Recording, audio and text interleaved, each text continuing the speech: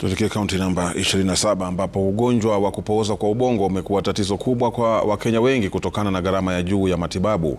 Hali hii imesababisha wengi kuwatelekeza watoto wanaougua ugonjwa huu na kuwaweka nyumbani bila matibabu yoyote. John Wanyama anatuarifu zaidi.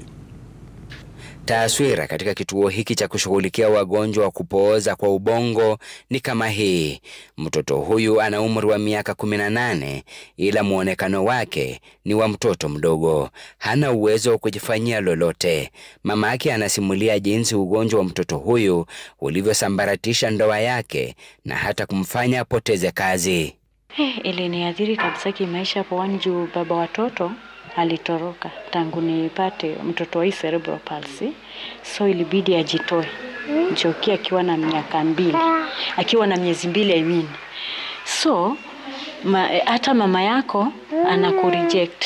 Kuna hiyo wakati hata nilikuwa napiga simu nyumbani, hakuna mtu anataka kuchukua simu yako. We already receiving parents who are coming out, like we just got an officer who came out and said and talked about a CP kid who none of the people, nobody around him has known about. So we are doing sensitization. Esther Ndaragwe naye ana mtoto mgonjwa. Anadai kuwa mtoto wake alianguka hospitalini baada ya kuzaliwa na hali hiyo kumwathiri ubongo. And I knew it's a normal child I'm going to get because I'd done everything as a mother, and the doctors had done everything they could have done before I get my child.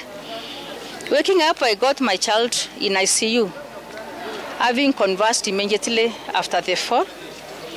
So to me, it came as a very painful experience.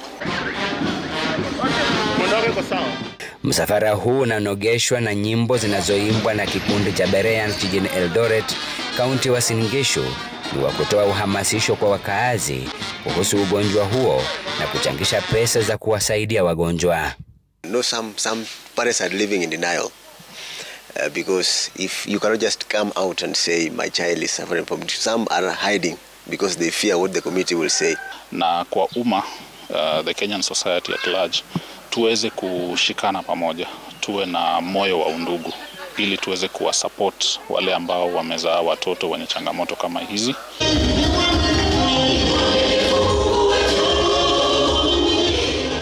Serikali ikitakiwa kuwapunguzia mzigo wagonjwa kwa kupunguza gharama ya matibabu. So you have to be there full time. It's a full time job for parents, and mostly they are the mothers who are suffering. Chupa tulikuwa tunanunua, nilikuwa nanunua 800 hiyo wakati, lakini saa hii inatoka 2100. Unaona? Haya. Hii nayo tembe moja ni 120 na anakunywa 30 tablets per month. John Wanyama, runinga ya Citizen, kaunti ya Uasin Gishu.